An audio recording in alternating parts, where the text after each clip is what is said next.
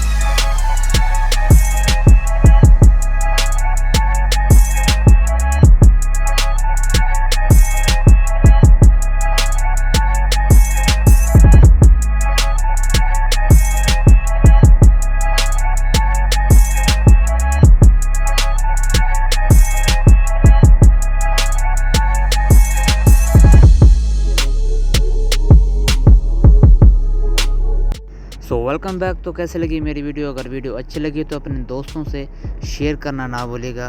तो अगर आप लोग भी ग्राफिक्स के मुतालिक कोई भी चीज़ बनवाना चाहते हैं तो मेरे कमेंट सेक्शन में मुझे मैसेज कर दें। सो जाते जाते मेरे चैनल को सब्सक्राइब करना ना भूलें। सो मिलते हैं अगली नेक्स्ट वीडियो में, तब तक के लिए अपना ख्याल रखिएगा। अल्लाह हाफ़िज़।